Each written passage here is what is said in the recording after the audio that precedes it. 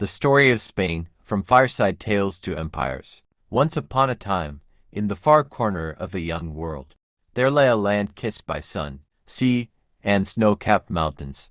This land would one day be known as Spain, but long, long ago, it was simply called Iberia. Iberia was home to tribes of brave people, the Iberians, Celts, and wanderers from the sea, like the Phoenicians, who came with treasures, tales, and trade. They built ports, shared goods, and planted seeds of early civilization. Then came the Carthaginians, warriors from across the sea in North Africa, who built cities and commanded the coast. But shadows stirred in the east, across the Roman seas. A new dawn, Al-Andalus 711 AD.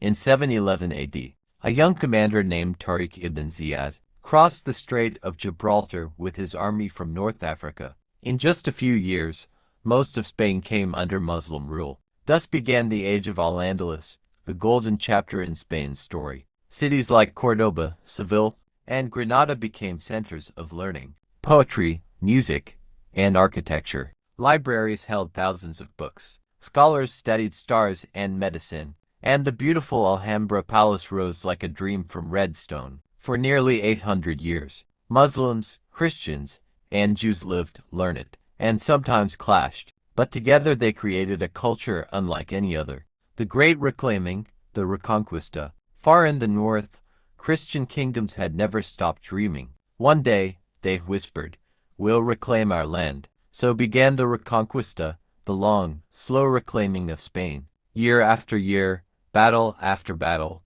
the Christian forces moved south. Finally, in 1492, Queen Isabella of Castile and King Ferdinand of Aragon conquered Granada, the last Muslim kingdom. The crescent moon lowered, and the cross rose high. Spain was united to the New World. But 1492 was just the beginning. That same year, a sailor named Christopher Columbus, backed by the Spanish crown, set sail across the Atlantic. He found a new world, and Spain became the richest empire on earth. From the Americas to the Philippines, gold, silver, spices, and stories poured into Spain. Palaces gleamed, and power soared. This was Spain's golden age of conquerors, cathedrals, and canvas. Think Velázquez and El Greco.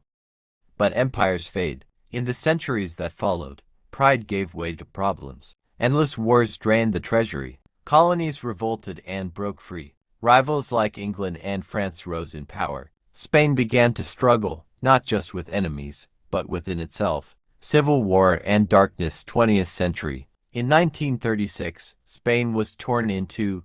Civil war erupted. Brothers fought brothers. Neighbors turned on neighbors. When it ended, a stern general named Francisco Franco took control. He ruled with an iron fist for nearly 40 years. But even the longest night ends. A new Spain is born. In 1975, Franco died, and like spring after winter, democracy returned. Spain wrote a new constitution, elected leaders, and became a modern nation. Today, Spain is a vibrant democracy, a part of the European Union, and a place where culture dances in every street. From flamenco in Seville to Gaudi's dreamlike architecture in Barcelona. And so the story goes. Spain is no longer an empire, but something perhaps more powerful, a nation of stories. Stories carved in Roman stone, whispered in Moorish arches, painted in golden oils, sung in flamenco chords, and lived every day by people who remember the past, but dance toward the future.